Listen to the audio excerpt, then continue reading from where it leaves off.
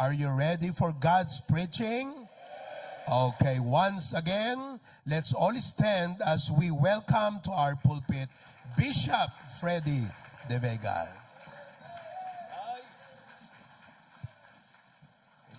Dayaw Kenkwana. Amen!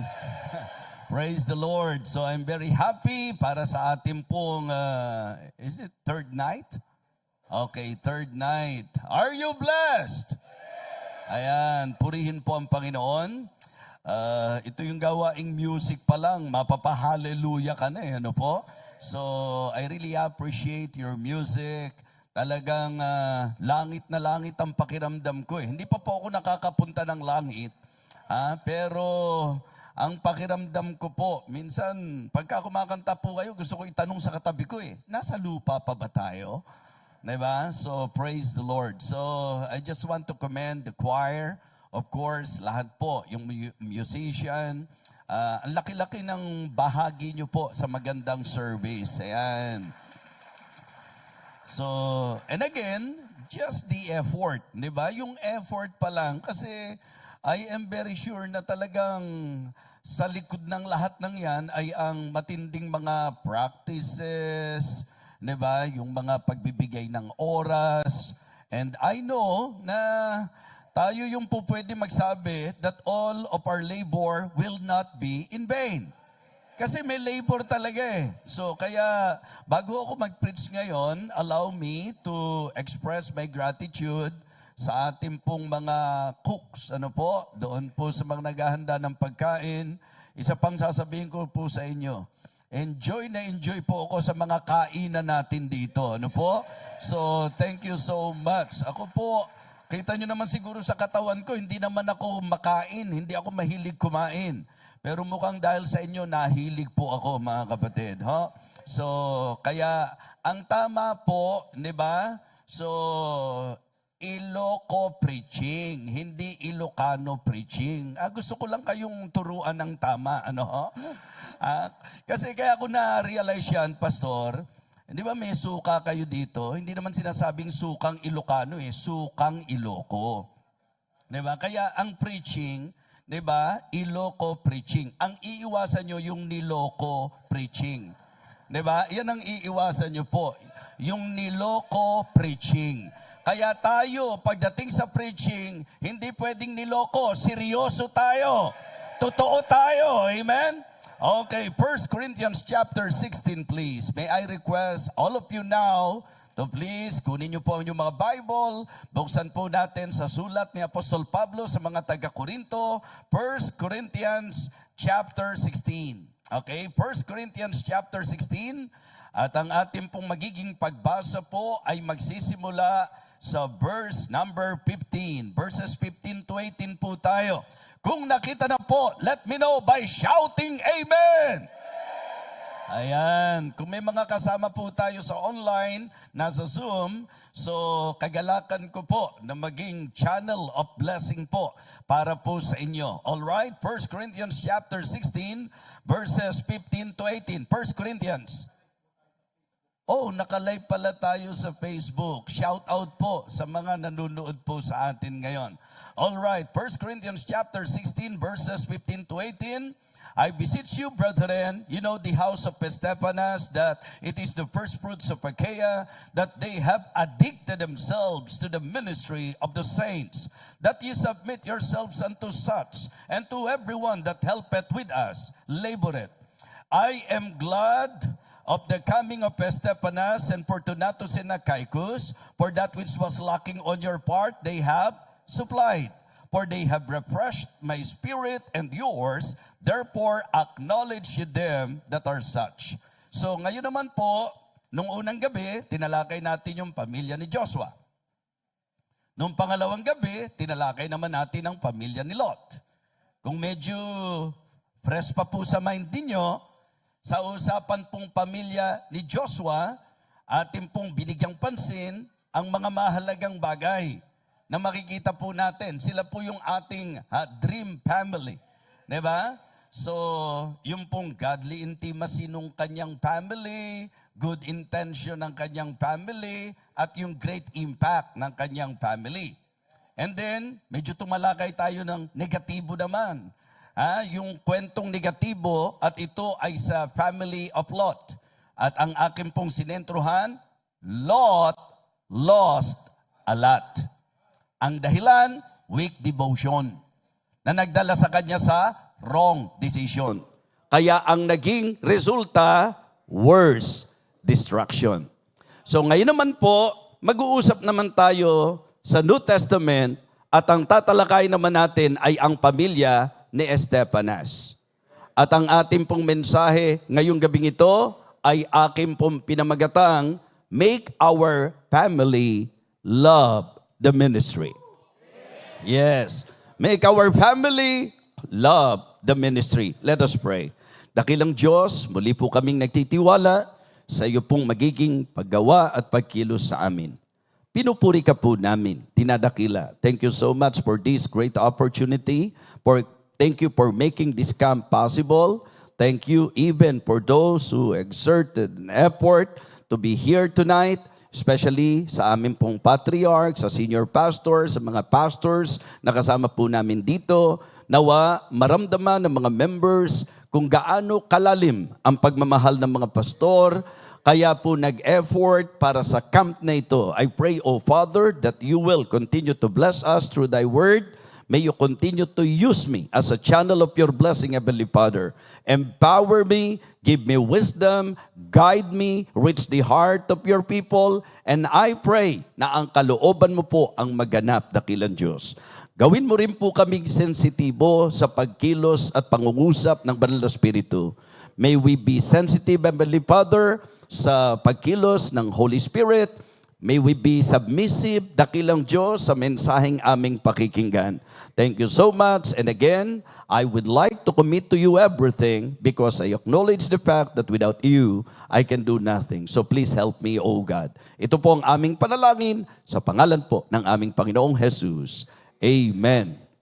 Amen. Okay, be seated. Alam nyo naman siguro na talagang ang sabi nga nila, Merry Christmas daw dahil Pasko po ngayon. At typical ng may isip ng ilan, pag Pasko, maganda sana magkakasama kayo. Di po ba? Pero ito po ang niloob ng Diyos, may purpose ang Panginoon. Kaya po, mga kapatid, mga minamahal, I hope and I pray na hindi nyo po sasayangin ang pagkakataong ito at ang panahong ito. Well, it is always good to have an idea about the background or about the truth doon sa mga teksto o passage na ating pong tinatalakay. So, ngayon po, medyo sa sentro tayo sa pamilya po ni Estefanas. Ano po? At siya po ay tinuturing o tinukoy na first fruits o pagkeya. Alam natin na si Apostle Paul, siya ang siguro po, obviously, in the New Testament, isa sa pinakapopular na Bible character. And the reason why he became popular, it is because of, yung paano siya ginamit, how the Lord used him sa usapan po ng Christianity, ng ministry. At sa kanyang mga missionary, mission trip, makikita nyo na ilang mga lugar ang kanyang napuntahan. And particularly, dito po sa Achaia, ang tinukoy po na isa sa mga pangunahing bunga ay si Estefanas at ang kanyang sangbahayan. Kaya tingnan nyo po again, dito po sa ating text, di po ba? Ang sabi po sa verse number 15, I beseech you, brethren, you know the house of Estefanas, that it is the first fruits of Achaia, that they have addicted themselves to the ministry of the saints. Mga kapatid, mga minamahal, nasaan po kayo noon?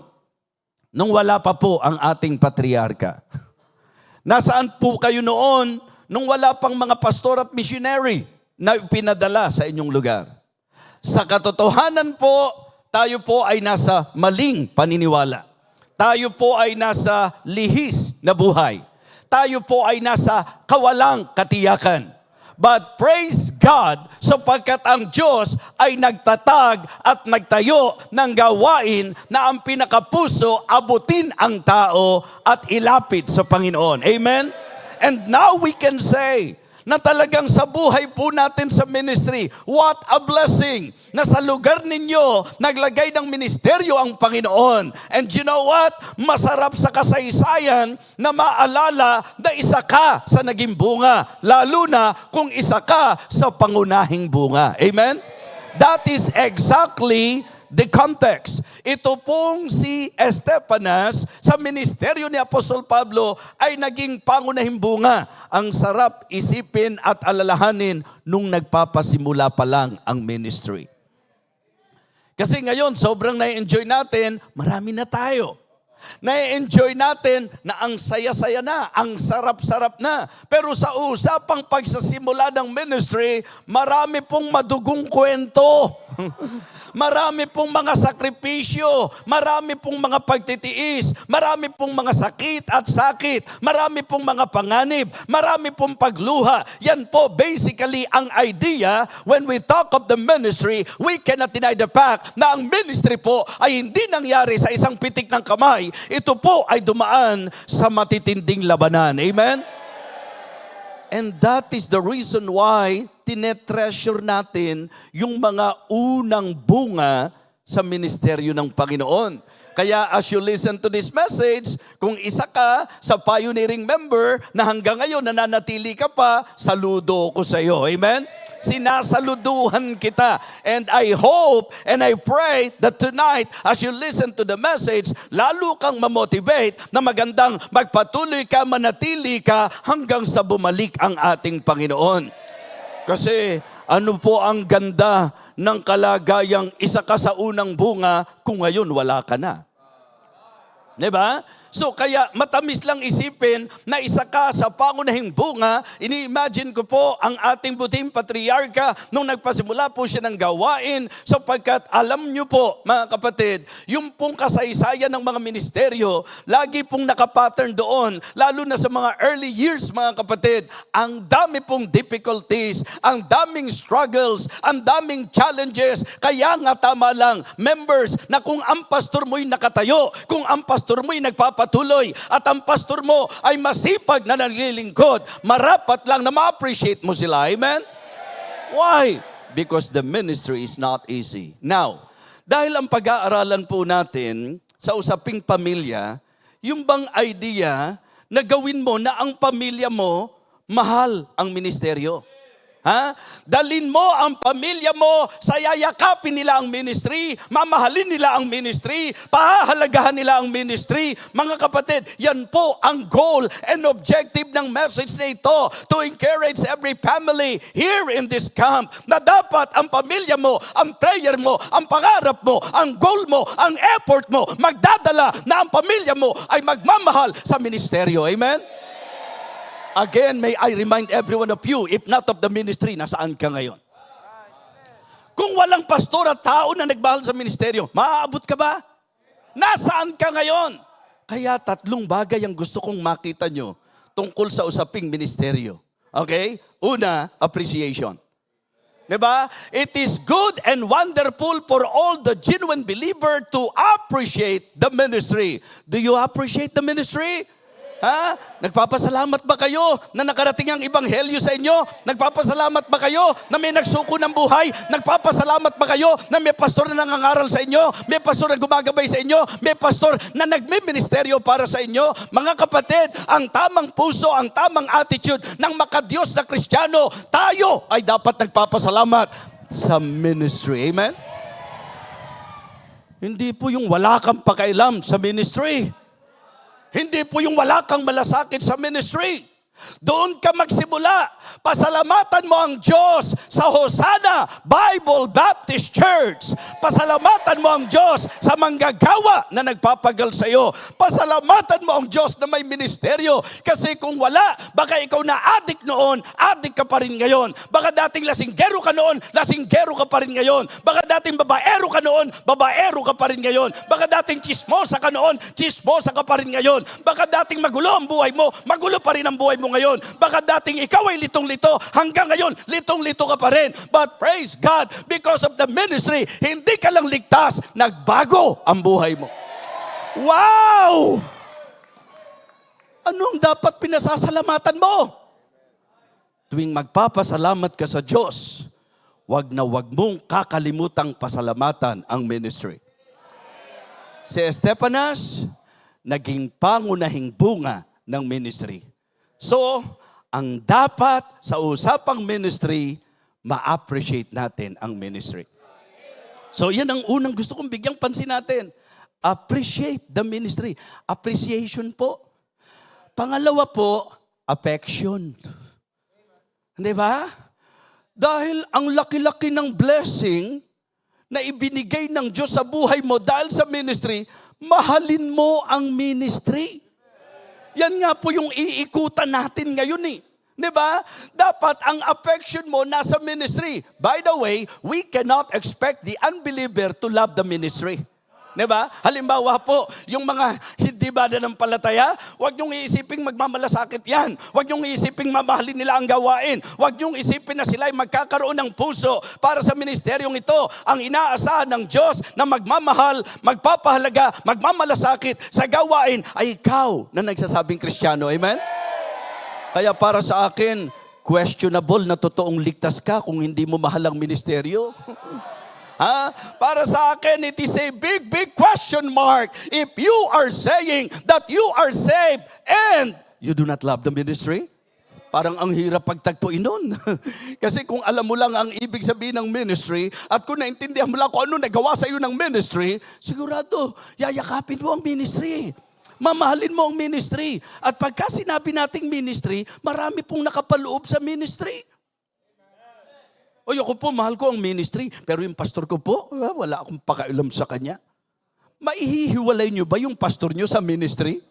Alam nyo po ba na yung pastor nyo ang ginamit ng Diyos dyan sa ministry na kinalalagyan mo? Kaya sa Biblia, ang itinuturo sa usapang ministry, pagka ang iyong pastor ang ating pong aalamin sa itinuturo ng Bible, we need to acknowledge the leadership of the man of God, we need to appreciate the labor of the man of God, and we need to affirm our love to the man of God. Diba? Pag sinabing ministry, hindi pwedeng walang man of God. Pagka sinabing ministry, hindi pwedeng walang message. Kapag sinabing ministry, hindi po pwede na wala pong gawain. Ministry nga po, mga kapatid eh. Dapat nanduroon ang affection natin sa ministry. Okay. Ang sabi po ng Biblia, remember, when the Apostle Paul talked to the believers at Colossae, di ba sa Colossians, chapter 3, hindi ba ang sabi ni Apostol Pablo, isang marka at katibayan na Kristiyano ka talaga? Ang sabi niya sa Colossians chapter 3, verses 1 and 2, if ye then be risen with Christ, seek those things which are above, where Christ seated on the right hand of God. Anong sabi po? Set your affection on things above, not on things on the earth. Kaya mga kapatid, nakakatuwang isipin na ang maraming tao abala sa okasyong ito. Ang maraming tao kung ano-ano mga iniisip sa okasyong ito. Pero kayo, hindi yun ang iniisip nyo. Ang binigyang halaga nyo, gawain ng Panginoon. Mahirap gawin yan ng hindi genuine. Pag hindi totoong Kristiyano, mahirap pong gawin yan, mga kapatid. Sayang yung mapapamaskuhan ng anak ko. Sayang yung mga mapapanalunan sa mga palaro. O imagine nyo po, kanina, ang dami naka-jackpot. Tigwa 100 pesos, nakadali sila. Diba? Tingin ko nga po si ma'am, kaya tumaas lalo ng gusto ang boses kasi nakatanggap ng 100 eh. Ma'am, nasaan ba si ma'am? Grabe no, nung kumanta, pakiramdam ko para akong iniangat sa kinauupuan ko po kanina eh. Mga kapatid, kung may aasahan ng Diyos na magmamahal sa ministry, ito po yung mga iniligtas niya. Sino sa inyo ang pinagpala dahil sa gawain? Pakitaas ang kamay. Sino sa inyo ang kaya saved because of the ministry? Sino sa inyo ang naayos ang buhay because of the ministry? Hindi ba tama lang na pasalamatan natin ang ministry? Hindi ba tama lang na mahalin natin ang ministry? So kaya dito po sa pamilya ni Estefanas, ang ipinakita po yung appreciation sa ministry, yung affection sa ministry, and thirdly, yung addiction sa ministry. Opo. Siguro kung meron pong positibong dating ng addiction, ito yung addiction sa ministry. Ay para maintindihan nyo, di ba? Nililinaw natin yan. Kung ginamit yung salitang addiction, actually po, ang pinaka-idea talaga ng addiction dito is devotion, devoted, di ba? Yun, naging very devoted sa ministry. But let me somehow use the word addiction just to illustrate kung ano dapat. Okay, sino sa inyo dating addict? Drug addict. Umami na kayo, dati naman eh. Grabe, napakababait ng tao dito sa Ilocos. Sino po? Sino sa inyo hindi yung user lang talagang yung drug addict. Yung bang, hindi ba kasi kapag sinabi nating addict, parang hindi mo kakayaning wala yun eh. Yung pagka yung urge na handoon na, di ba? Pagka kailangan mo nang magturok o kaya, baka yung iba naman hindi naman umabot sa level nung, di ba? Yung nagtutusok talaga, yung mga ganyan. Okay? So, ang gusto ko lang po i-point out, hindi ba sa paglalarawan, yung addict, pagka gusto niya, di ba, ganyan po eh. Sana po sa usapang ministry, ganyan tayo. Di ba? Nakapagkaling, dalin mo ako sa church. Dalin mo ako sa church. Dali. Sige na. Buksan mo yung Bible, dali. Buksan mo yung Bible. Hindi ko na kaya. Ganun dapat. Hindi yun sinasabi mo, Kristiyano ka, lumilipas araw, di ka nagbubukas ng Bible. Lumilipas ang linggo, hindi ka umati ng church. Mga kapatid, ang kailangan natin yung mga deboto na talagang kahit anong gawin mo, hindi mo mababakbak. Di ba nung unbeliever tayo, lagi natin sinasabi, ay pastor, hindi niyo ako mapapaniwalaan dyan, hindi niyo ako mahihikayat dyan, dahil ako ay deboto, kandado, panatiko. Di ba? Matindi yun deboto na, kandado na, panatiko. At alam mo ba yung pagkakandado ko, pastor? Yung padlock, ibinato sa gitna ng dagat at nasa ilalim. Mga kapatid, pag ang Diyos ang gumawa, kahit saan pa yan, kayang sisiri ng Diyos yan. Amen?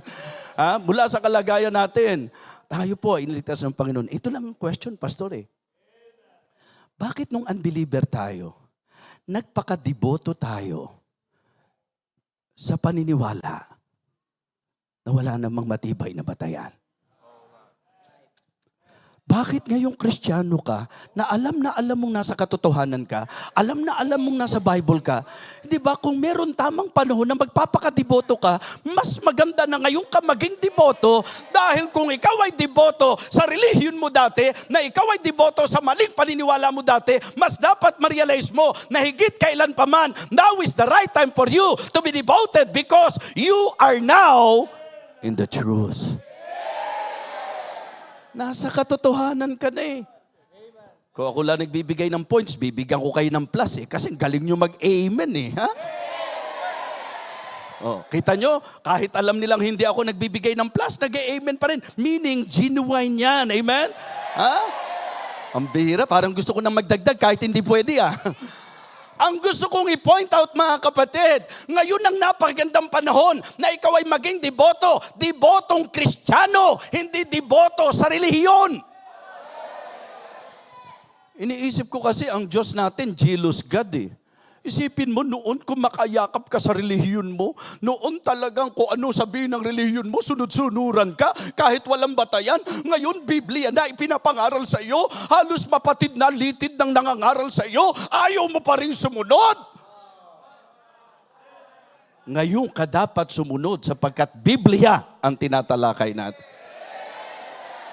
Huwag niyong kakalimutan sa usaping pamilya ni Estepanas, yung pong lesson na magandang matutunan natin, 3 bagay sa usaping ministry. What is number 1? Appreciation. Number 2, affection. Number 3, addiction. Amen? Oo, hindi addition addiction, mga kapatid. Napakahalaga na tayo po'y maging deboto sa ministeryo ng Panginoon. So, palagay ko po, pwede na nating simulan ng preaching ngayong gabing ito.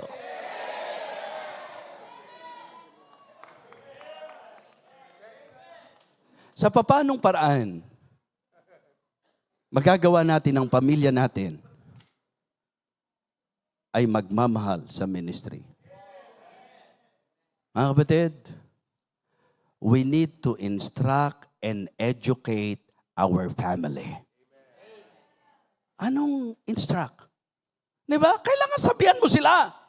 Kailangan i-educate mo. Turuan nyo po ang mga anak ninyo Nakakatuwang isipin. Kahit sabihin nyo pang hindi kumakanta yung mga kaliliit na batang ganyan, tapos pumipilang maayos dito, di ba?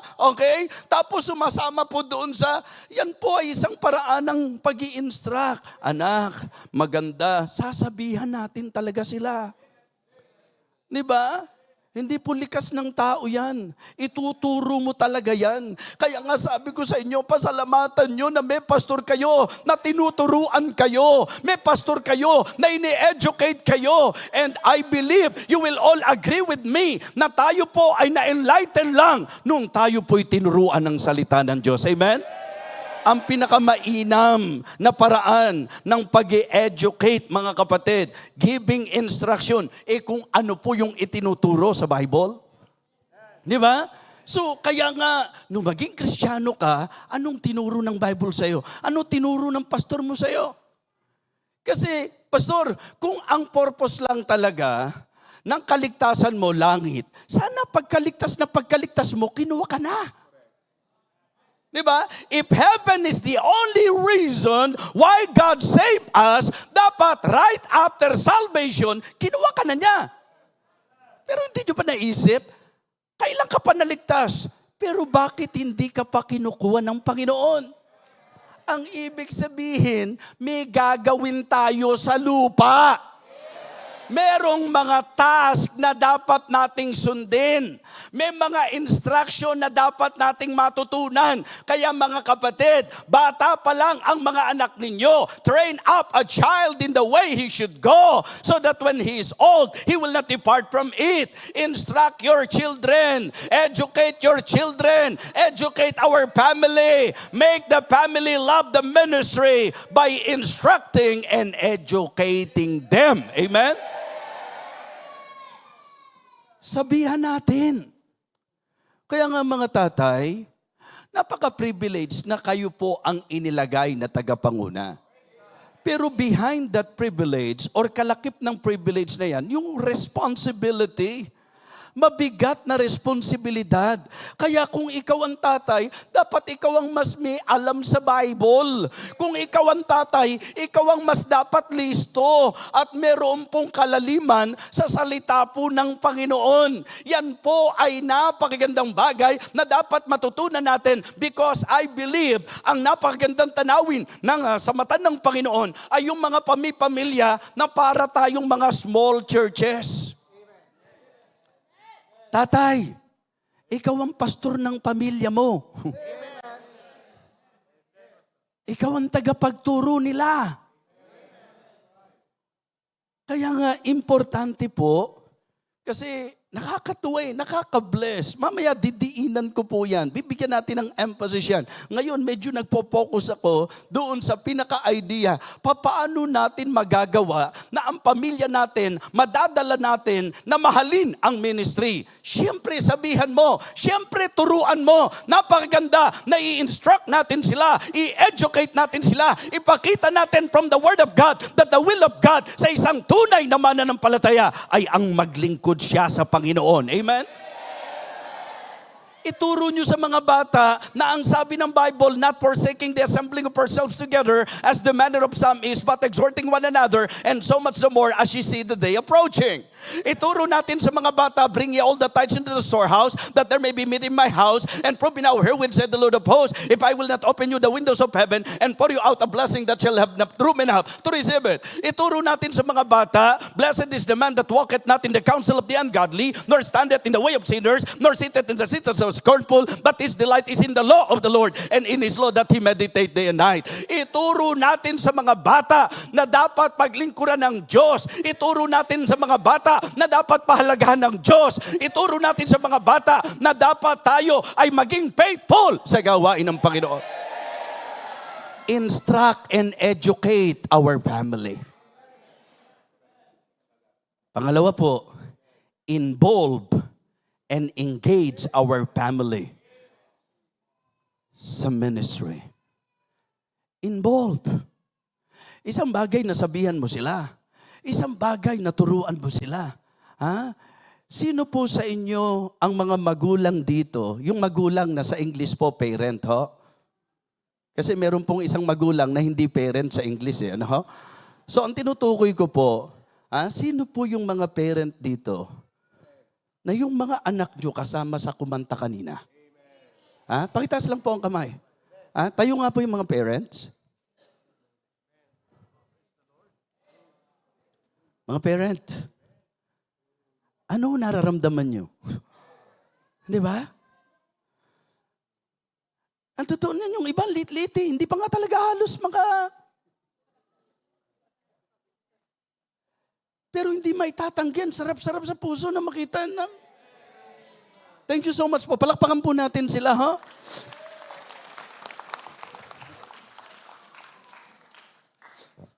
Bata pa lang, sanayin nyo na-involve sila. Di ba? Na meron silang ginagawa para sa ministry.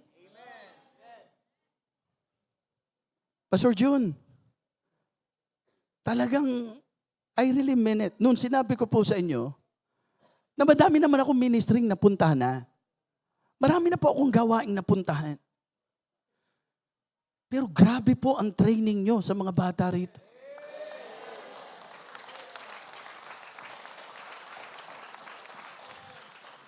Ang secular, nagpapakahusay sa kanilang mga performance sa usapang secular. Yung mga businesses, yung mga corporation, yung mga, dito, bibilib ka eh. Pagkakain ka, yung mga, tinuturuan na natin silang mag-serve. Di ba? Tatay, nanay, bata pa lang ang anak nyo, i-involve nyo na. Huwag yung bata pa lang, tinuturo nyo na.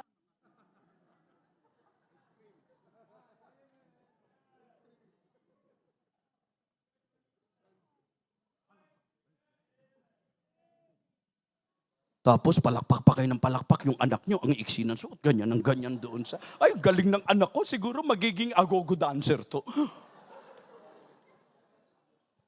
Godly kayo, ba't ganun ang ituturo mo? Bata pa lang sila, turuan na natin ng tamang isusuot. Bata pa lang, turuan na natin sila ng tamang kanta. Bata pa lang, turuan na natin sila ng tamang kasama. Yun ang tama. Bata pa lang, i-involve nyo na.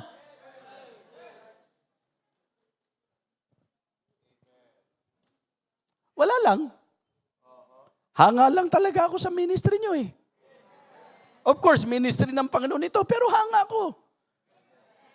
Kaya nga sabi ko, bakit nangyaring Pasko nandito ako eh? Wala akong magawa, nakasakay ako sa ministry nyo eh.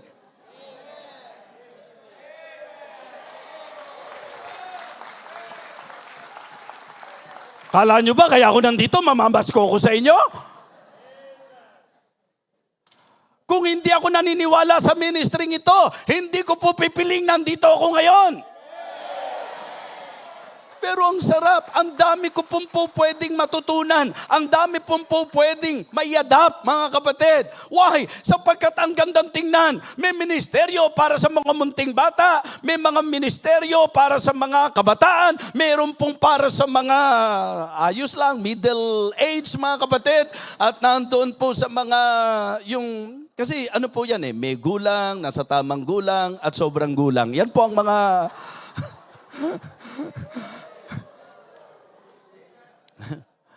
nakakatuwa, grabe. Nakakatuwa. Sa church, yun din po ang isang nakakalakas sa akin. Yung mga pastoral staff natin, kanya-kanya talaga silang way ng pag-i-encourage doon sa mga kapatid. Bata pa lang yan. Huwag yung pagka sa school, lahat gusto mo salihan ng anak mo, pero sa church, ay hindi ka pwede dyan anak. Gusto ko mag-concentrate ka sa aral mo. Gusto ko maging matalinong bata ka. Sana po higit sa maging matalinong bata, ang unang gusto niyo, gusto ko maging maka-Diyos na bata ka. Ang daming naging matalino pero dahil hindi maka-Diyos, ano ginawa? Ginamit ang talino sa panglalamang ng kapwa. Ginamit ang talino sa korupsyon. Ginamit ang talino sa panglalamang pang-iisa. Ginamit ang talino sa pagmamayabang. Kaya mas piliin yung i-involve sa church ang bata. sa secular, pati mga extracurricular activities, sinasamahan. Pagka sa church, anak, hindi ka pwede sa choir, hindi ka po pwede dyan sa, anak, hinay-hinay ka lang. Minsan pipigilan, pero tingin ko sa kongregasyon na to, hindi po nangyayari yon. Bakit? Sapagkat kitang-kita ko po, yung iba't ibang edad. Gusto niyo ba ulitin ko? Nasa hustong gulang, nasa tamang gulang.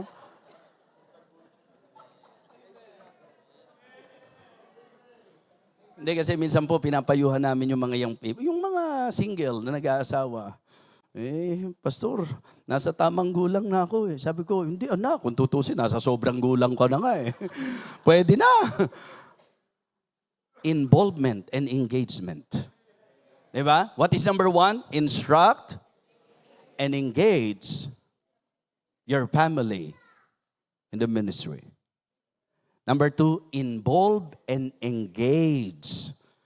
Diba? Your family. Iniisip ko lang yung choral ninyo, Pastor, o yung choir na sa pangkalahatan. Iniisip ko lang kung gaano kadalas mag-practice yan, Pastor. Anong oras kaya mag-practice yan? Pagagalitan mo ba yan? Bakit ang aga-aga niyong pumunta sa church? Maganda nga yun Diba? Bakit late ka nang umuwi? Samantalang sa mundo, wala silang pakialam kahit anong oras umuwi, kung saan-saan ang galing. Pag alam nyong sa ministry nang galing, i-encourage nyo, i-motivate nyo, very good yan anak, tama yan anak, tuloy mo yan anak. Ha? Yan ang kalooban ng Panginoon. Una, sasabihan mo. Pangalawa, i-involve mo. Okay? Pero ito, huwag niyong kakalimutan. Influence. Diba? And set example. Diba? Influence them and be example to them. Mga kapatid, minsan po magtatanong din tayo, bakit parang hindi kumbinsido yung bata na mahalaga ang church? Bakit hindi siya kumbinsido na dapat mag-serve? Bakit? Baka yung example na nakikita sa'yo. Ba't narinig ko si tatay at si nanay, pupunta pa ba tayo sa camp na yan? Ano lang ba yun? Siguro, huwag tayong pumunta dyan. Kung yun ang maririnig nila, yun yung influensya na may bibigay mo sa kanila. Pero kung kayo yung magulang, na tuwing mag-uusap kayo, uy, may project pala sa church. Siguro maganda, talagang magsakripisyo tayo. Nag-uusap kayo, hindi nyo alam, naririnig kayo ng buong pamilya, and then, yan po ay nagdadala sa kanila sa magandang impluensya, realization. Ay, grabe yung tatay at nanay ko. Kung tutusin, may kailangan din kami sa bahay. Pero pagkadating sa ministry, pagdating sa gawain ng Diyos, kahit yun lang, nagsasakripisyo sila. Pag yan ang tutularan ng mga anak nyo, wow, mga kapatid, binibigyan nyo ng rason ang Diyos para pagpalain tayo. Amen? Tatlong bagay. Hindi ba napakadali namang intindihin ang mga puntos natin? Diba? Hindi kailangan ng mahabang paliwanagan, mga kapatid. Just the point itself is already a clear message na po pwede natin talagang maintindihan, maunawaan, mga kapatid. Tatlong bagay po na gusto kong makita nyo. Of course, in-establish ko po sa inyo na sa usapang pamilya de Estefanas, ang obvious po, yung appreciation, yung affection, at yung addiction. Larawan sila ng devoted family. Larawan sila ng mga devoted believer. Larawan sila ng mga devoted Christian. Larawan sila ng mga devoted members. Mga kapatid, yan po ang pamilya ni Estefanas. Ngayon tayo, china-challenge po natin, di ba, how to make our family love the ministry. Paano natin gagawin yan? By instructing and educating them. By involving and engaging them sa ministry. Of course, by influencing and by setting example. Godly and good example to them. Minsan po kahit wala kang ang sinasabi, di ba? Hinuli ko siya Pero sa totoo lang, gusto ko lang kasi makita nyo na hindi nyo talaga hihintaying magkusa sila. Kasi ite-train mo talaga sila I-educate mo talaga sila Kaya nga, nung nakikinig ako ng lesson, Pastor, doon po sa idea nung, pagka ikaw nagbibigay ng rules, ipaliwanag mo sa kanila, bakit may ganong rules? Para intindido ng bata kung bakit dapat nilang gawin. Mga kapatid, mga minamahal, maganda po na yung mga anak nyo, bata pa lang, alam nila na sa pamilya, hindi si nanay ang may boses. Dapat alam nila na ang godly, di ba, arrangement at divine design, yung tatay ang dapat leader. At ikaw naman tatay, maganda naman talaga na dahil leader ka, magpakita ka naman talaga ng masasabi nating sense of responsibility, being a father, and influence your children, your family, sa matapat na paglilingkod sa Panginoon. Hindi po pwedeng aangkinin mo lang ako ang tagapanguna. Ikaw din ang accountable. So, influence them. Yung anak nyo maganda, proud sila. Nakikita nila na may godly parents sila. Amen? Yung parent namin, active sa church yan. So, pwede bang malaman ko kung sino yung mga bata rito na na-train nyo yung mga magulang nyo na maging active sa... Tinuruan nyo yung mga magulang nyo na maging... Kasi kanina pinatayo ko yung mga parent na nagturo sa mga bata. Kasi baka mamaya, ikaw ang nanay, ikaw ang tatay, ikaw pa tinuturuan ng anak mo. Nay, atin tayo. Ba't ikaw ma-attend? Nay, tay, atin tayo. Ba't hindi po kayo sumama doon sa mga activities ng church, sa mga ministries ng church? Kung may mga outreaches, may visitation program, may mga youth activities, may mga ministries, katulad dito, imagine nyo po kung gaano kalaking bagay na may ganito tayong klase ng mga manunugtog. Amen? Nung pasimula ba, sanay na kayong mag-violin? Ako naintindihan ko kayo kasi ako, pastor, ang tagal ko pong naging violinist. Yeah. Actually, kahit biglaan, kaya ko po yan eh. Talaga? Sample? Pastor, may panglinis kayo dito? May panglinis kayo dito? Gusto nyo ng sample? Violinist po. Ang ibig sabihin yun, naglilinis ng violin. Violinis. Yun po yung... Hindi po ako yung tumutugtog, mga minama.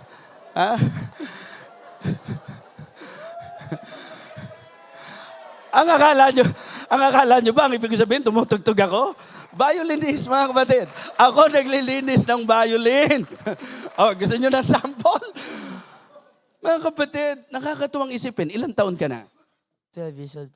Ilan na ang anak mo? Pala. Isipin nyo, batang-bata. Alam niyo po ba na nakakalungkot makakita na pag bumibiyahe ka sa Manila, yung mga bata nasa daan, nangangatok ng sasakyan, na may merwisyo, mga kapatid. Bakit? Because of the irresponsible parents. Bakit batang-bata pa to nagsiserve na sa Panginoon? I am very sure na may nag-instruct sa kanya. I am very sure na may nag-involve sa kanya. I am very sure na may nag-influence sa kanya. Ang mga parents mo ba nandito sa church? Yes po, Pastor. Nakita nyo? Kung sino man ang magulang ng batang ito, kung sino man sa inyo makakakita sa magulang ng mga batang ito, gusto ko pong ipaalam sa inyo na saludo ko sa magulang niyo.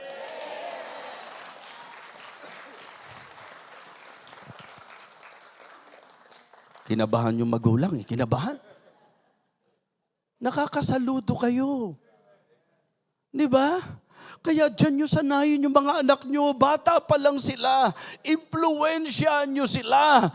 And it is also good to be reminded, folks, that sometimes the reason why it is not easy for us to somehow turuan sila kasi hindi nila nakikita yung influensya. So malaking bagay. Alam nyo po, ang pinakamatindi at ang pinaka-impactful ng pagtuturo, by example. Kung ano po yung gagawin nyo. So, balikan na natin si Stefanas, baka magtampo. Anong katotohanan tungkol kay Stefanas? Diba? So, tinalakay natin his appreciation, his affection, and his addiction. Tingnan nyo po ang sabi, mga kapatid, just for you to have an idea kung gaano sila naging napakalaking pagpapala at napakagandang tularan talaga sa usapan ng gawain ng Panginoon. Tingnan nyo po ang sabi ng verse number 16.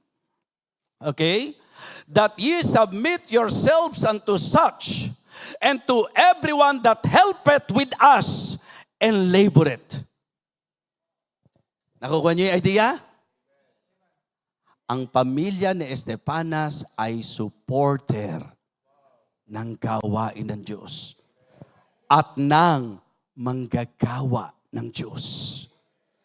Iiwasan niyo po na kayo yung pamilya na yung mga anak nyo lumalaking rebelde at negatibo kasi ang naririnig nilang usapan nyo sa bahay, yung mga criticism ninyo sa church, lalo na sa pastor. Nilalagay nyo po sa peligro ang buhay ng mga anak nyo. Lalaki yan na negatibo ang magiging tingin sa mga pastor. Negatibo ang magiging tingin sa ministry. But here we can see that Estepanas, the house of Estepanas, ang sabi po, tumutulong at nakikipagtrabaho.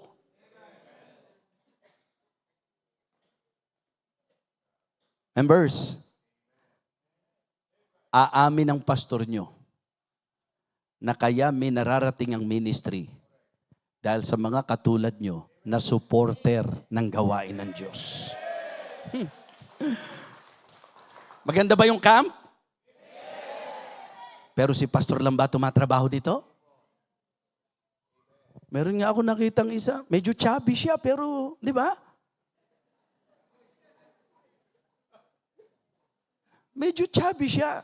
Pero alam niyo po, ang matchachabi ko sa kanya, nakaka-bless siya.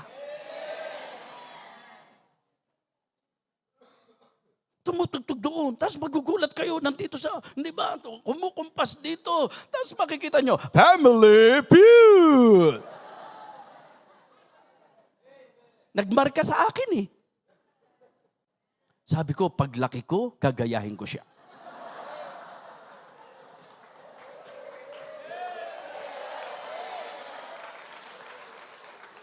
Kaya lang, ang problema ko, lalaki pa kaya ako? Ang susunod na tanong, lalaki kaya ako na katulad niya? Ilang taon pa lang si Brother Daniel? 22? 23. Imagine nyo po, 23 pa lang, ganyan na ang nagiging tulong niya sa ministeryo. Kung hindi siya magiging palalo o magiging proud, kung siya'y mananatiling humble, at kung siya ay mananatili na magpapagamit sa Panginoon, just try to imagine na 10 years mula ngayon. Ay grabe po, baka ang koral natin dito, mga kapatid, napakalaki na. At alam niyo po, baka marami na rin siyang na-train, na nagtuturo din, na tumutugtog din. Ganun po mga kapatid. And you know what? Nagiging magaang sa pastor pag may katulong sa ministry. Ang nature po ng ministry ko, sa totoo lang, evangelist, revivalist. Sa pagpapastor ko po sa Living Water, kung wala yung mga supporters, kasi minsan ang akala nating supporter, pera lang eh. Sa totoo lang, ang pera po, bahagi na po pwede mong isuporta sa pastor mo. Pero yung mas malalim na support, mga kapatid, yung nahandyan ka sa likuran ng pastor mo. Kaya mga kapatid, kahit wala po ako sa church, hindi po nararamdamang ganon, maliban sa longing po nila. Pero sa takbo ng ministry, tumutuloy ang ministry, it is because may mga pamilya, may mga mananampalataya na katulad po ni Estepanas na nakaagapay, katulong, kabalikat sa ministeryo. Ang laki-laking bagay po ng mga supporters sa ministry. Diba? Hindi lang yun, mga kapatid. Servant.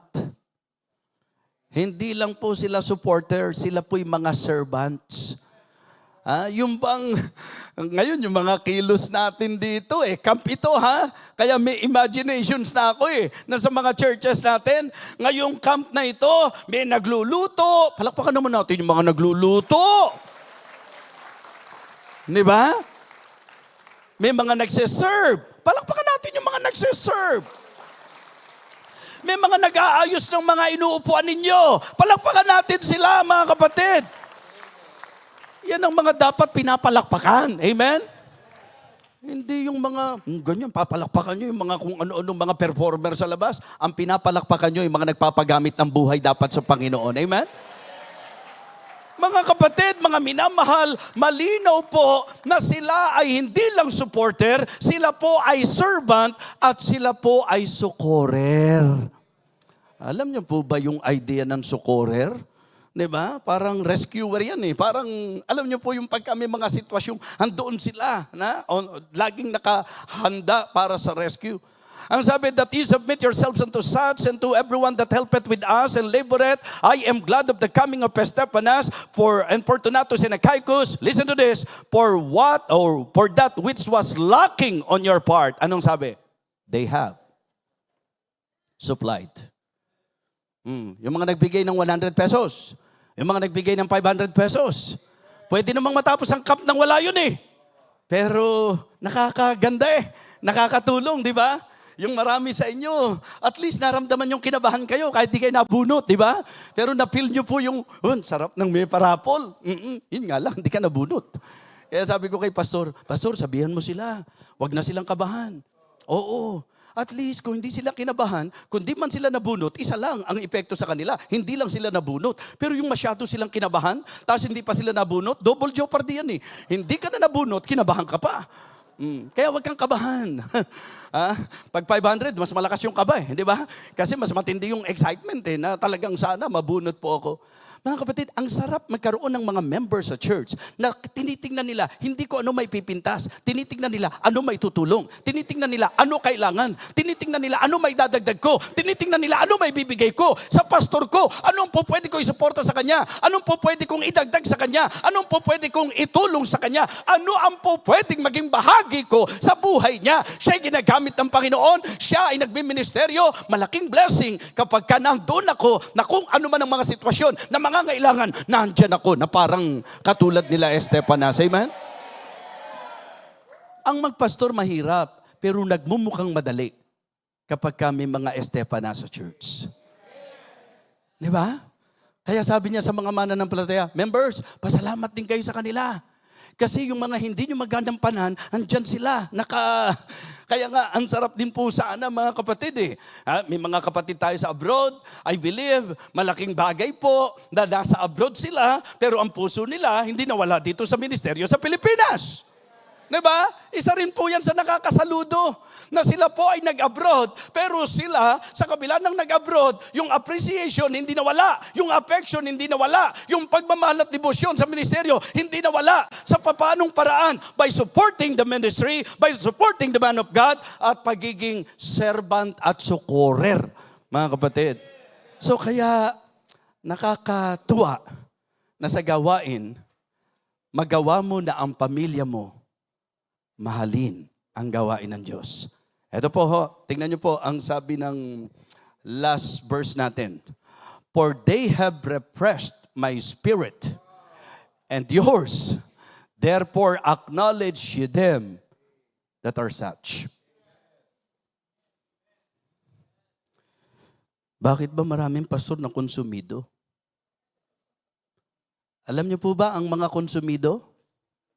Yan po'y dahil sa konsumisyon. Pagka may konsumisyon, ang epekto, konsumido ka. Pero kapag ang pastor po ay konsuelo, diba? Ibig sabihin, talagang masaya. Ang ibig sabihin nito, may mga members na ginagamit ng Diyos para pasayahin sila. Sabi ko, Pastor, dito sa camp nyo, pag inisip pa lang natin na 7 beses ako magpipreach, kung tutuusin, nakaka-pressure na yan eh. Pero sabi ko, Pastor, nagtataka ako. Ba't hindi ako nakakaramdam ng pressure? Parang ang pakiramdam ko, mabibitin pa ako sa 7 eh.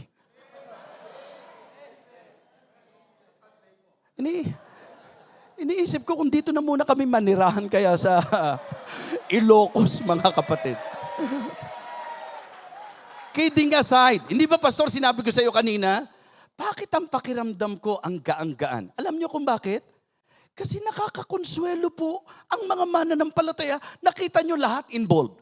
Lahat gumagalaw. Nagpa-participate. Lahat buhay. Siguro po, kung ang preacher dito, ang makikita niya, mga tulog na, mga nakikinig, palagay ko po mga kapatid, baka hindi na ako abuti ng 7 preaching dito.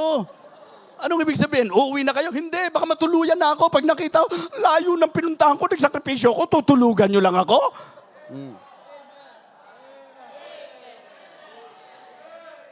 Mga kapatid, gumagaan ang ministry. Uulitin ko po ito. Pastor ako, kaya naintindihan ko ang buhay at puso ng pastor. Hindi po madali ang maging pastor. Hindi madali ang magpastor. Pero hindi rin po pwedeng ikaila ng mga pastor na ang saya-saya ng puso na nakakakita ka ng miyembro na parang si Stefanas na tuwing nakikita mo, nare-refresh ang spirit mo. Ha? Kaya kung kayo po'y magseset ng goal, sana naman, huwag nyo nang, alam nyo, gusto ko, sa church na ito, ako ang maging konsumisyon ng pastor ko. Huwag naman ganun. Mangangarap ka lang, doon ka na lang na, alam nyo, ang gusto ko, maging support ako sa pastor ko. Ang gusto ko, maging servant ako. Ang gusto ko, yung sukorer ako. Ang gusto ko, yung spirit ng pastor ko talagang mare-repress tuwing nakikita niya ako. Mga kapatid, mga minamahal, nakakatuwa ang patutuo ng buhay ng pamilya ni Stefanas. And my encouragement to all of you tonight, make our family love the ministry. Hindi po madali yun. Meron po tayong mga dapat gawin. Instruct and educate them. Involve and engage them. Influence and set a good example to them. Be an example to them. Mga kapatid, ang tanging makakatulong sa inyo, kung talagang habang nakikinig kayo ng mensahe, yun ngayon na nagiging longing nyo, yun ngayon ang eagerness ninyo. Kung kayo ay mga couples ngayon, gusto nyo pag nagkaanak kayo, ito ang atin pong i-apply. Kung kayo po'y mga young people ngayon, pag nagkapamilya kayo, ganito ang gusto nyo pong gawin. At kung kayo naman ay maraming mga anak at naiisip nyo na buong pamilya na kayo sa church, i-apply ko ang mensaheng ito. Mga kapatid, hindi natin kailangan paghintayin ng Diyos. Kung yan ang nasa puso mo, maganda na tumayo ka, lumapit ka dito sa altar, iparamdam mo sa Diyos, ipaalam mo sa Diyos, Lord, because of this challenge, my prayer to you is that help me, Lord, that I may encourage my family to love the ministry. Tutugtog po tayo sa paanyaya. Okay? Tatayo po tayong lahat. And if the Lord touch your heart tonight, if the Holy Spirit is working and convicting you, wow, what a reminder, what a rebuke, what a message. And I want to pray to God na ang pamilya ko, ang buong pamilya namin, sama-sama kami nayayakap sa ministry. The altar is now open. Why not come? Lapit po tayo. Lapit po tayo mga kapatid. Habang tayo po ay lumalapit, luhod po tayo, o kahit nakatayo tayo, anuman po ang importante, sabihin mo sa Panginoon, Lord, the message is very clear to me. Your word is very true. And that is my desire. That is my prayer for our family. Na ang pamilya po namin yakapin ang ministeryo. Na kami pamilya na magiging supporter ng pastor. Na kami pamilya na magiging sukorer, na kami pamilya, na magiging servant, na kami pamilya, na sama-sama, na ipapadama namin our appreciation, our affection, and our addiction sa ministry. Meaning, devotion sa ministry. Sige po, kaya pagka kayo lumapit, make sure that you are sincere. That you really mean it. Because God knows our heart. If that is our prayer, I believe God will help us. He will surely help every one of us if that is really our desire. You pray to God tonight. What a message. I need this message, Bishop. Kailangan ko po ito. Paalala sa akin. Higit sa ano paman, sa church ko magandang ma-involve ang aking anak. Higit sa kanino paman at saan paman, gusto ko pong ang pamilya namin sa Diyos yung mayakap sa pamagitan ng ministeryo, sa pamagitan ng pag-agapay sa pastor namin, sa pananalangin sa Kanya, sa pagtulong sa Kanya, sa pagbibigay ginhawa sa Kanya. Ayokong maging bigat ng aming pastor. Ayokong maging problema kami ng aming pastor. Ang gusto po namin, maging supporter kami, maging servant kami, maging sukorer kami. Gusto ko po na gamitin kami ng Panginoon. Alam niyo po, napakagandang inilalapit natin sa Diyos yan. Wow, purihin ng Diyos. Praise the Lord. Sige po, give time for yourself. And please, pag kayo lumapit, wag muna po kayong babalik sa upuan hanggat hindi natatapos ang ating pong panalangin. Para hindi po tayo makadistorbo sa iba. Sige po, kausapin niyo po ang Panginoon. Sabihin niyo po sa Panginoon, Lord, salamat po. Kailangan po namin itong paalalang ito. Kailangan po namin itong pagtuturong ito. Kailangan po namin ang hamon na ito. At yan po ang gusto naming maging pangarap. Maging Estepanas kami ng gawaing kinabibilangan namin. Gusto namin na kami ay maging pagpapala sa ministeryo. Sapagkat ang ministeryo ay naging pagpapala sa amin. Sige po, I believe God is listening to us. You pray, you talk to Him. Dakilang Diyos, salamat po. Salamat po sa iyong mensahe. Thank you for talking to us tonight, Heavenly Father. Thank you even for enlightening our minds, especially sa usapan ng ministry. What an inspiration, Heavenly Father. The family of Estepanas. At ito po ang prayer namin ngayon, Panginoon. Pakinggan mo po kami, O Diyos, na ito ang aming panalangin sa iyo. Gawin mo kaming pagpapala sa ministeryo na pinagdalan mo sa amin.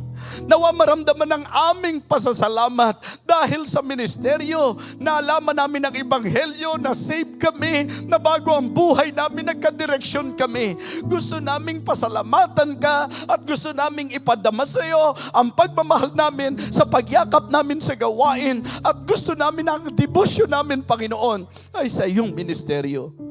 Dakilang Diyos, hiling ko po na ikaw sa iyong biyaya ang tumulong sa bawat isa po sa amin. Dakilang Diyos, nawa ang paglapit na ito ay may laman. Ang paglapit na ito ay sincere, Panginoon. Ang paglapit na ito ay talagang desire ng aming puso. Lord, use us.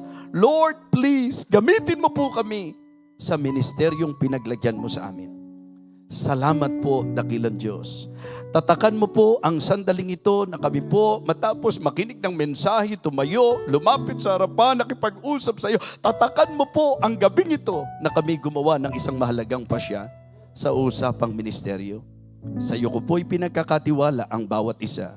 Please, Lord, wag mong hayaang nakawin ng dyablo ang lahat ng katotohanan ng aming natanggap ngayong gabing ito. Basbas ng langit ang igawad mo po, Diyos, sa aming lahat. Ito po ang aming panalangin sa pangalan po ng aming Panginoong Jesus. Amen. Amen. Praise the Lord. Thank you so much. God bless us all.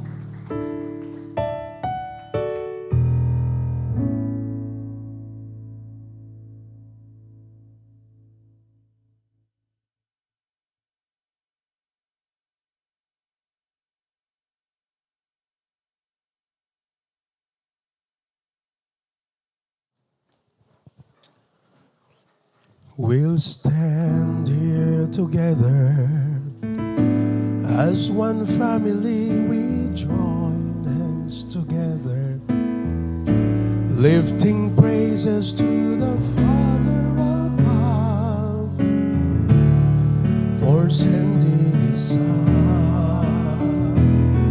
We've chosen together as a family to serve Him together, knowing nothing else will matter in time.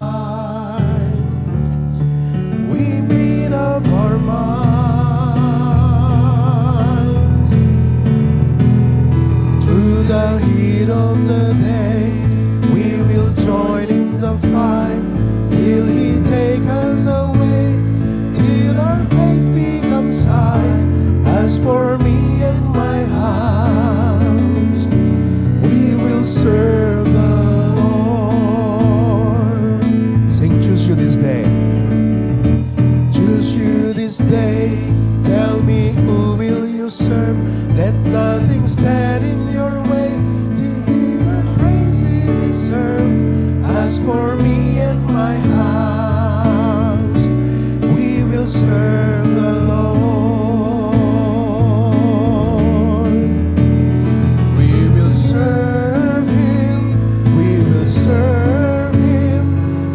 Serve Him, for He is worthy. Serve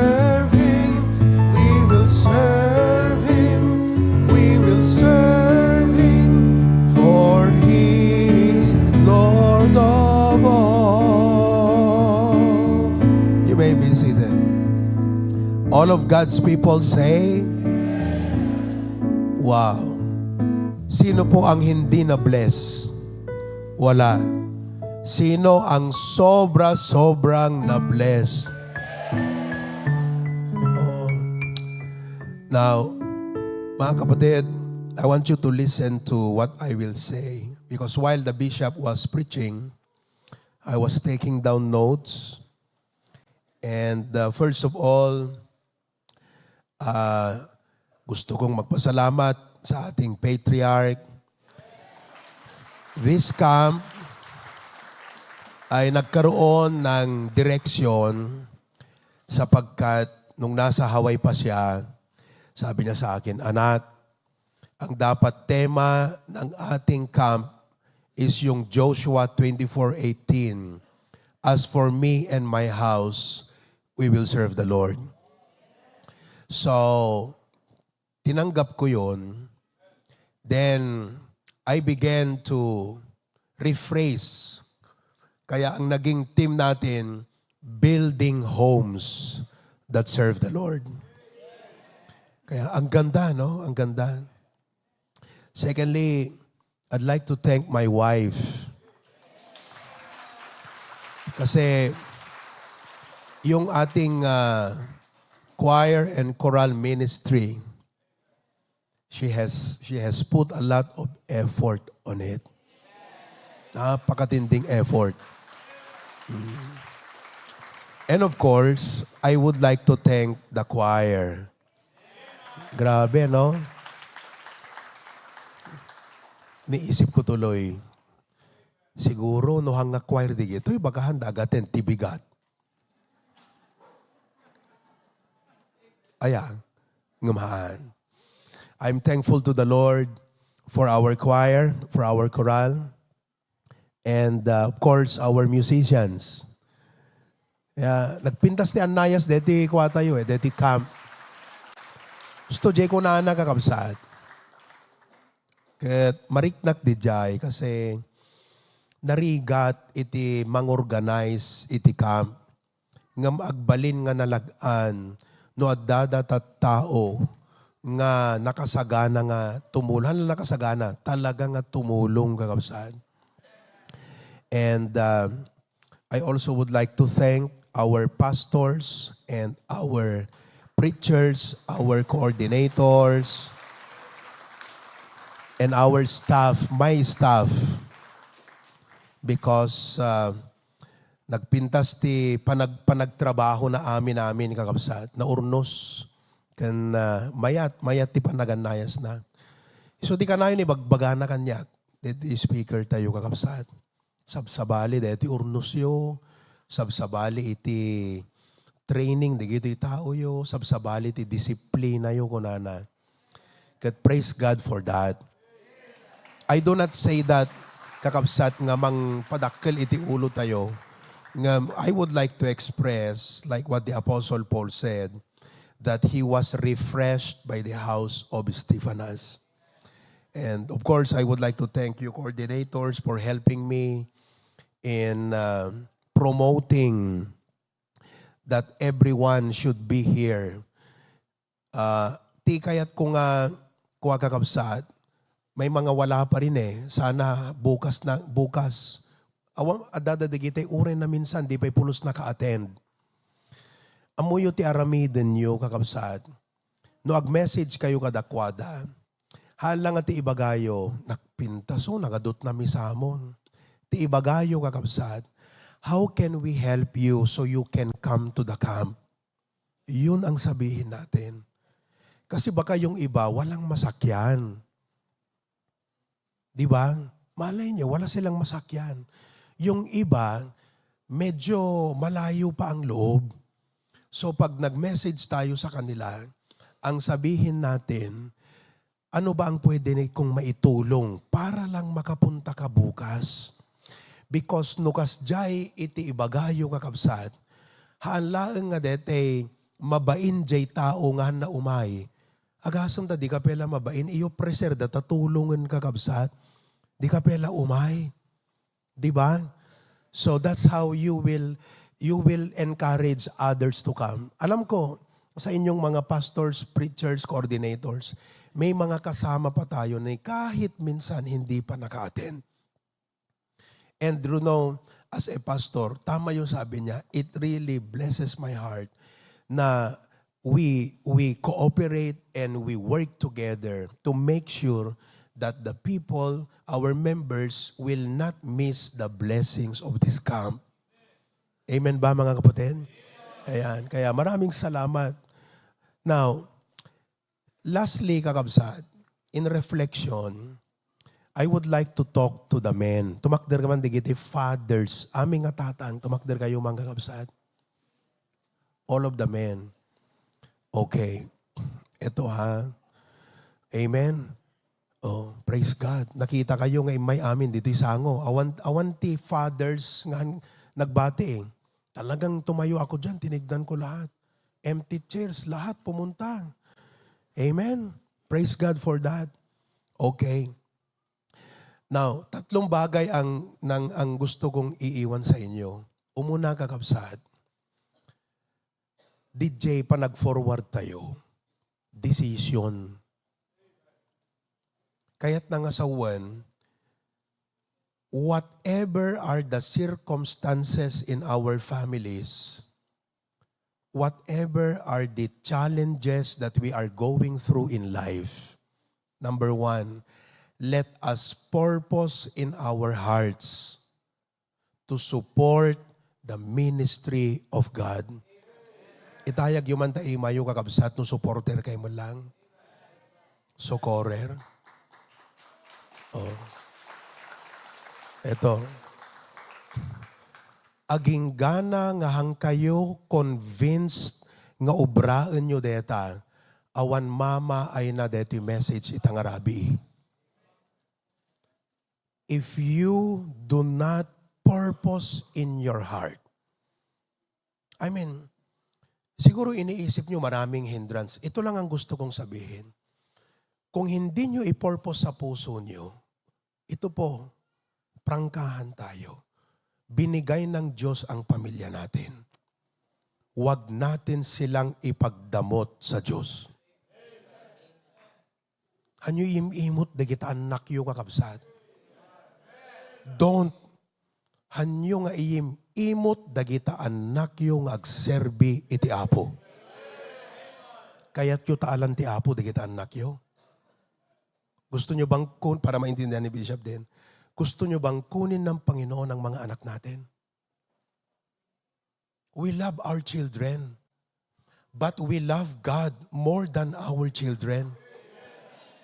And don't ever let your children become the hindrance in serving God. Instead, train your children to serve God with you. Now, if you are not convinced, I don't expect anything from you. Neither God will expect anything from you. Pero ito ang iiwan kong mensahe sa iyo. Sa Panginoon ang pamilyang yan. Huwag mong ipagdadamot sa Panginoon yan.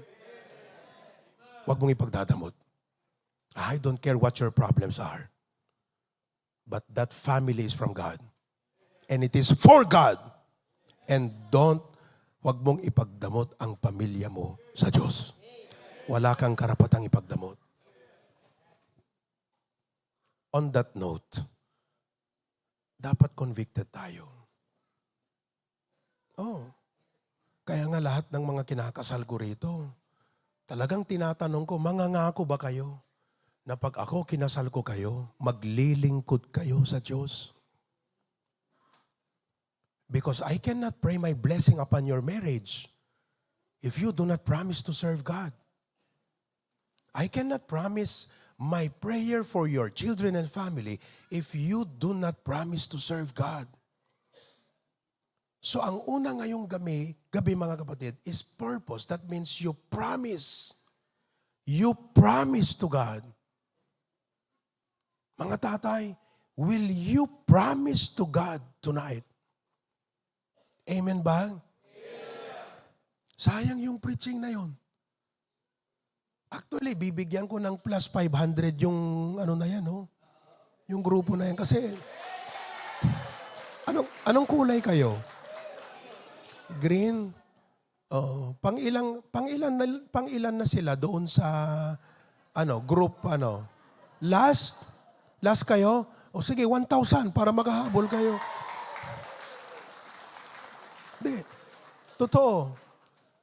Mga kapatid, magalit kayo sa akin, pero bakit ka magagalit doon sa may concern sa pamilya mo?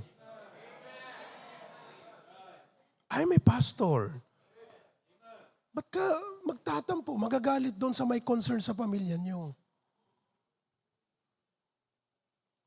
Fathers, that's number 1. You promise. You cannot act without a promise. Number 2, you pray. Ano yung number 1? You promise. Number 2, you purpose in your heart. Hindi yung, grabe, ang ganda ng preaching. Tapos mamaya nagmeriendahan tayo, umuwi na kayo. Wala na. Pero pag may promise ka, may pupuntahan yung pamilya mo eh. Because it starts with promise. Don't go without a promise. Number 2, purpose. Purpose. Ibig sabihin, pag purpose, I will keep my promise. I will keep my promise. I'll not break my promise. Number 3, you pray. Hindi madaling akayin ng pamilya. Sarili mo, hindi mo maakay eh. Sunday nga, hindi ka consistent eh. Prayer meeting nga, hindi ka nag-a-attend eh. Yung Sunday afternoon dito sa Poway Batak, sino sa inyo ang ginawa niyong schedule talaga na mag-attend kayo ng Sunday afternoon? Alam niyo, nakakatuwa. Hindi ako masyadong nagsasabi ng ganyan, pero nakakatuwang isipin talaga as a pastor. Tama yung sabi ni Bishop, mabigat ang ministry, pero mas nagiging mabigat kung may mga tao na alam mong makakatulong, pero ipinagdadamot nila ang buhay nila. Nakakabigat sa loob ng pastor yun.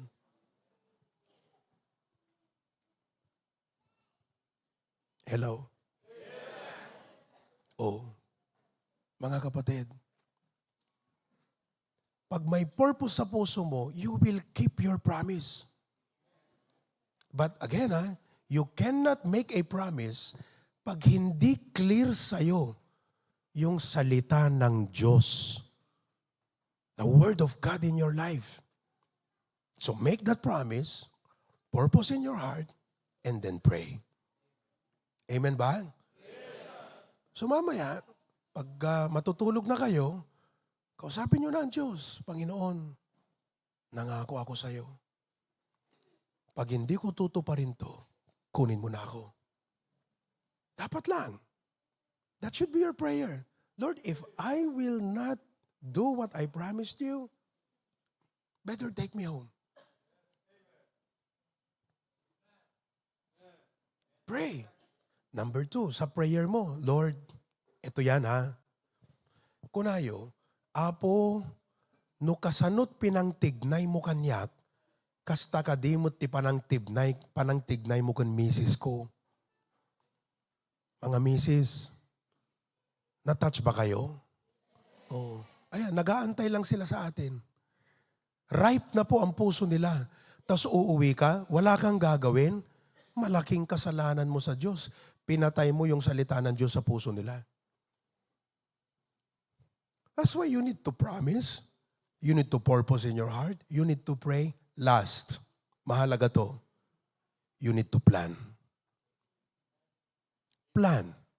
Gumawa ka ng plano. You plan, because that's intentional. If you intend to build a building, you plan. If you intend to build a home that will serve the Lord, plan. Alam mo yung tao na sasabihin, oo, yung halimbawa nag-invite ka, tapos sabi ng tao sa'yo, titignan ko. Huwag mo nang asahan yon. Hindi niya plinano eh. Kaya kung ang sagot nyo sa Diyos ngayong gabi, Lord, titignan ko ha, kung magagawa ko yung sinabi mo. Ay wala. Hindi ka maasahan ng Panginoon. Dapat planuhin mo. Ilagay mo yung pangako mo sa priority. So, make a plan. Ano ang maganda? O pastor, anong plano ang maganda namin gawin? Okay, after the family camp, Friday, di ba? Uwi tayo ng Friday. Biyernes ng gabi. Sit with your family. Agto ko kayo, okay, maanitindihan ko baka lalo yung mga sobrang gulang na sabi. Fathers, are you still with me? I am speaking my heart to you, ha? Mga kapatid. Ito, Friday night. Let's sit with our family. Ito ang may suggest ko. Hindi last night to, pero ayoko na masayang yung preaching. Alam ko, masasayang yan pag walang ganitong heart to heart eh. Friday night, you talk with your family, okay? Hanga dete, Friday night, praise God, ang pagod namin doon sa camp, tayo na mag-relax. Okay, mag-relax kayo sa umaga, okay. Pero sa gabi ng Biyernes, sit with your family at sabihin nyo, one by one, paano nangusap ang Panginoon sa iyo sa camp. Makinig ka. Unahin ko ako. Sabihin mo, tatay ako. Ganito nangusap ang Panginoon sa akin sa camp. Ang ano ng Panginoon sa akin is, basta may Bible study si pastor, pupunta ako. Kung may necrological service siya, sasamahan ko siya. Yun ang nang inimpress ng Panginoon sa akin. Ikaw naman, mami, sabihin mo doon sa asawa mo, mama, ako na, no awan mami kan mama, sika. Kasi yan ang tawagan ngayon, sika. Sika mo dun, sika. Siyempre, ang nanay, expect mo, 30 minutes yan magsasalita. Diba? Tayo, 3 minutes lang, tapos. Sasabihin ng nanay, nangusap ang Panginoon sa akin doon sa camp. Tutulong na akong maglinis sa church. Sa ano sasabihin mo sa kanya? Pira ka, linis-linis sa church, hindi ka malinisan ng bahay. Huwag mong gaganyanin. Amen? Encourage mo. Ikaw naman. Kung dalawang anak niyo, ikaw, paano nangusap ang Panginoon sa iyo sa camp? Nangusap ang Panginoon sa akin ganito. Pag halimbawa, paano nangusap ang Panginoon sa iyo? Wala siyang masabi. Ano ang point na naalala mo doon sa preaching ni Bishop De Vega? Ang naalala ko ay yung chubby na ang matcha-chubby niya daw. Yung mga jokes ang naalala. Di ba? Because sayang din itong mga young people kung hindi natin ifa-follow up. Alam nyo ba, para makapuntos, by all means, ifa-follow up mo talaga eh. Hindi pumasok, saluin mo yung bola, i-follow up mo. Kung dito, hindi nag-forward, halimbawa, yung member ng family mo, baka doon, sa family devotion, susuko yan sa Panginoon. Baka doon. Naunawaan po ninyo?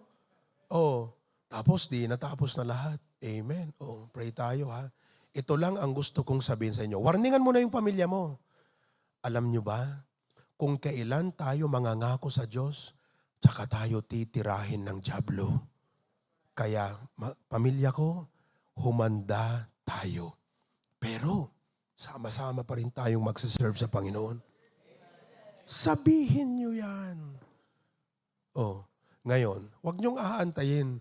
Next family camp, marirevive ka na naman. Tapos wala kang gagawin. Hello? Maliwanag yun. Mga tatay, gawin natin yun. Gawin natin yun. I mean, wag nating maliitin ang ating mga pamilya. Di ba kung nakadakay tayo bigat? haanyo nga tagtagibasitan iti pamilyayo. Hamo kung na nga basit ti sweldo mi, basit ti balay mi, basit dagiti logan mi, basit latlote mi, makikaskas to'y kam lang nga, basit kam lang, kakabsat, digita anak mo, potential nga inted ti Apo. Enlighten your mind. Nawatan nyo kakabsat, di ba? Oh. So ano yung number 1? Promise. Sino sa inyo ang mangangako na mag-serve? Maybe, hindi pa klaro kung specifically saan kaya ako i-assign ni pastor. Saan kaya ako magagamit ng Panginoon. Pero you want your family to serve God. Ulitin ko ha. Impabulod ti Apo king katapamilyam, di kita anak mo, hamu imot keng kuana. Okay? So, will you promise to serve the Lord? Mga tatay lang ha. Taas ang kamay. Tignan ko nga. Mga tatay dyan. Oo, may mga tatay. Okay. Mukhang tatay, meron ba? O, dito, yung mga tatay, will you promise to serve the Lord? Dito. Kita ko si Sir Fortunato, hindi pa natin baptized member. Nag-forward, oh. Pambihira. Palagay ko, magiging member na natin yan. Papabaptize na yan. And the whole family. Sir, alam mo tama yung sabi ni Bishop. Kung noon nga, napaka-devoted mo sa bagay na alam mong walang batayan sa Biblia. Eh ngayon, alam mong may batayan sa Biblia ang ginagawa mo. Ba't ka magdadalawang isip? Diba? O dito, yung mga tatay, will you promise to serve the Lord? Taas ang kamay yung mga tatay na may promise mag-serve sa Panginoon. Amen. Dito, will you promise to serve the Lord? Oh, praise God for that. Let's serve God together. Guray ka. Paumayik man, nagiti aming atatang dito. Dawatik man kini Pastor John tay kararag na tayo. O, bas-bas ng patriarka. Ayan. O, sige. Lahat ng mga tatay, ilay kayo rito. May kaito'y kapsat. O, kung wala kayong mga anak pero may asawa kayo, punta pa rin kayo. Kasi mga tatay kayo ng mga ibang mga young people natin dito. Amen. Ay, dami nating mga tatay, oh, grabe. Praise the Lord. Oh, ayan. Amen. Oh, tawagin natin ang ating guest speaker. Praise God, para to have a photo with us. Parang last night na. Ano? Brother Ruby, parang last night na, brother, no? Pambihira. Okay? Bishop, we cannot thank you enough. Marami pong salamat. Yeah. Ayaw kong masayang yung talagang napaka-powerful na preaching. Hindi po ako nag-preach. Talagang gusto ko lang na may application. Pa-follow up. Amen? Amen? Oh, picture tayo, ha? Yung ngiti ng may pangako. Amen. Oo. Ayan.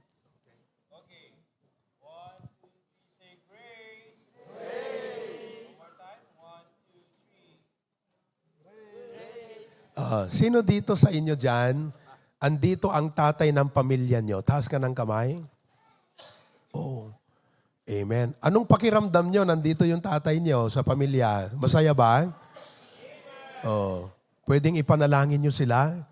Kasi tulungan nyo sila na magagawa nila kayong ilid.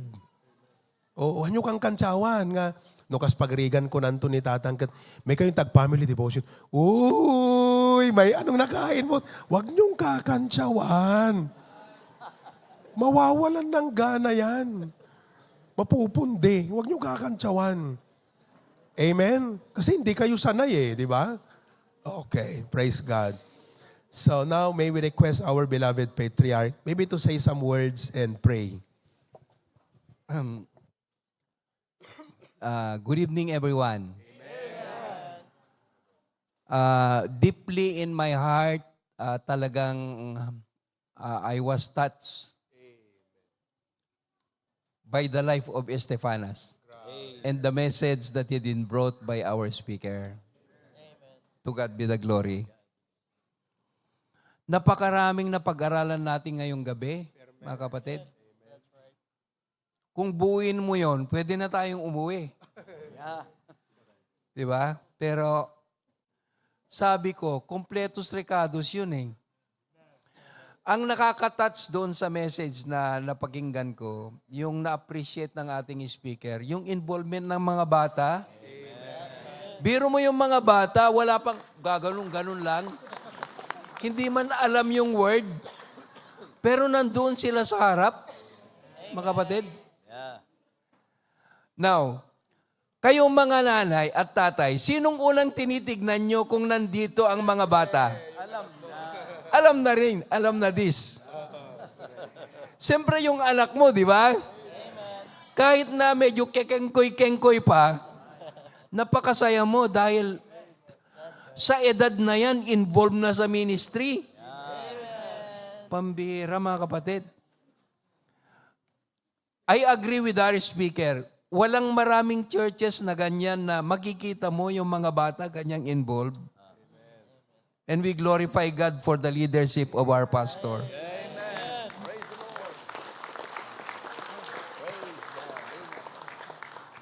Gusto niya lahat ng ating mga family involved, mga kabataan natin.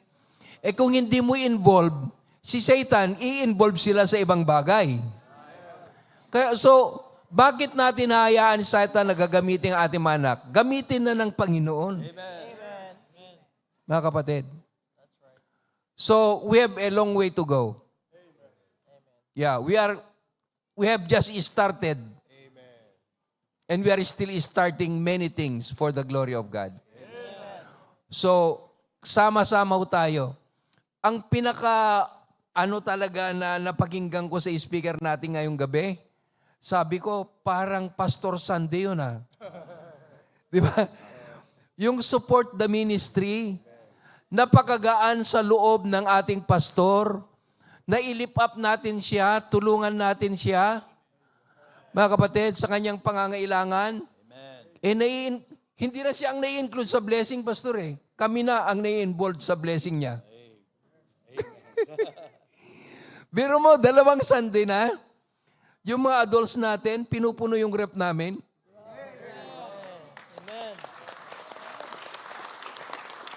Hindi lang yung rep niya, kasi akong nagsabi niyan eh.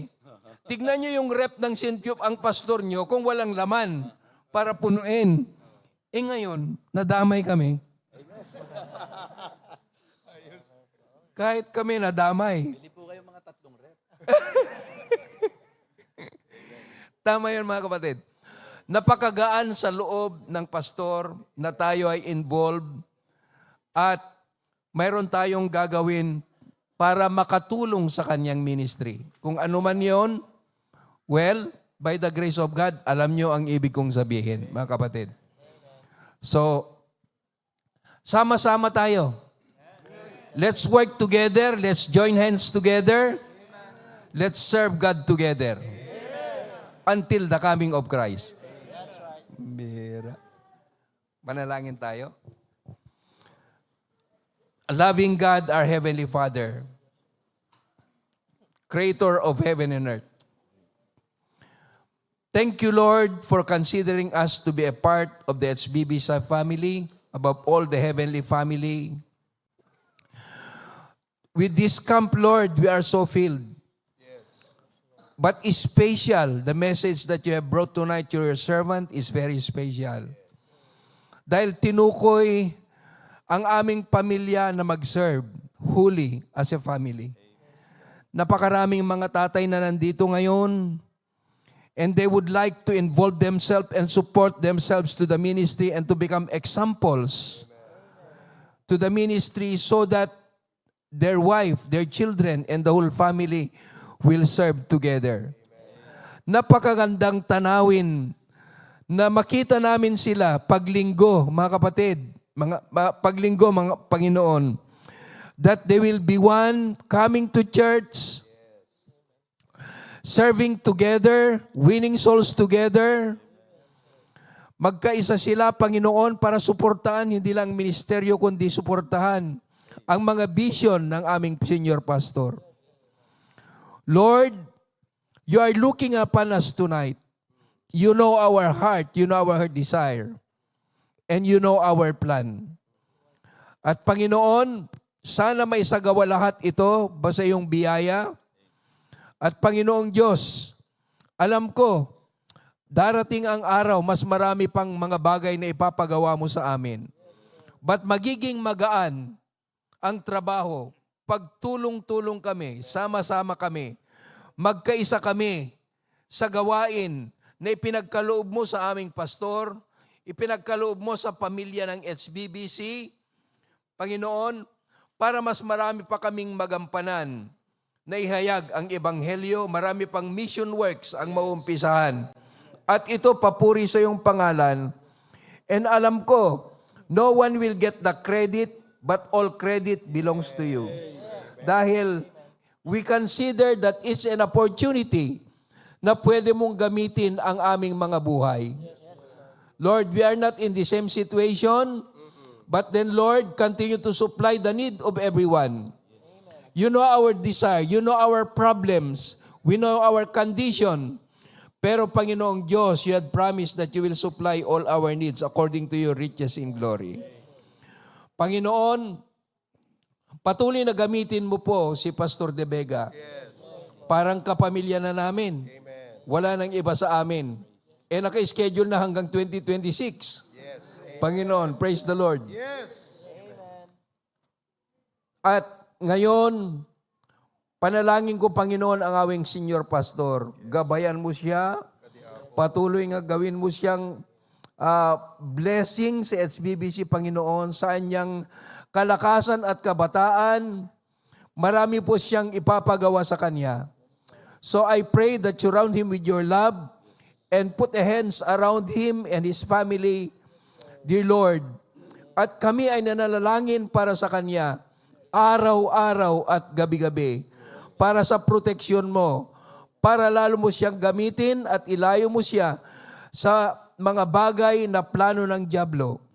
Para sa ganun, Panginoon, makatulong kami sa kanya at mapalakas ang kanyang espiritual na buhay. So Lord, I commit every family tonight with these fathers, mothers, every children that are present tonight.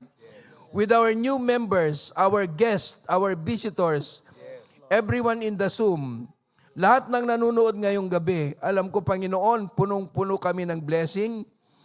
At Panginoon, sana hindi matapos ang gabing ito na hindi kami tumingin sa taas at sabihin namin, Lord, what a blessing that we did not miss this blessing tonight. So Lord, continue to bless the camp. Last day tomorrow. We are committing everything to your hand. All these things we ask in Jesus' name. Oh, thank you, Pastor John. Gusto nyo bang marinig ang kanta naming mga tatay? Oh, sulitin natin ha. Kantahin natin yan. Okay? Ready? Sing. We stand here together. As a family, we join hands together. Lifting praises to the Father above for sending His Son.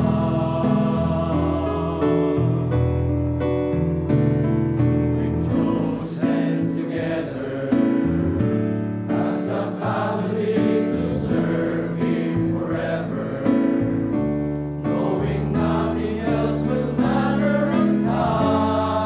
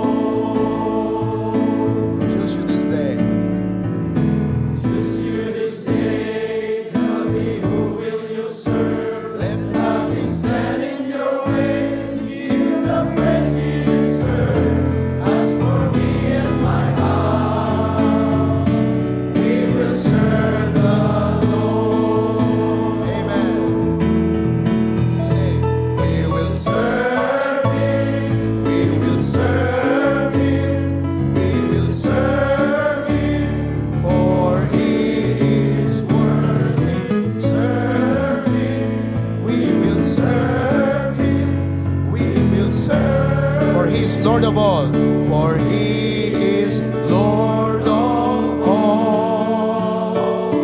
Amen? Oh, mga kapatid, maraming salamat sa inyong lahat. Amen? Okay, let us serve God together. Let's do the ministry together. And God will continue to bless us and our families. Amen? Okay. To God be the glory. You can now go back to your seats. Maraming po salamat. Palakpakan natin ang mga tatay. Amen.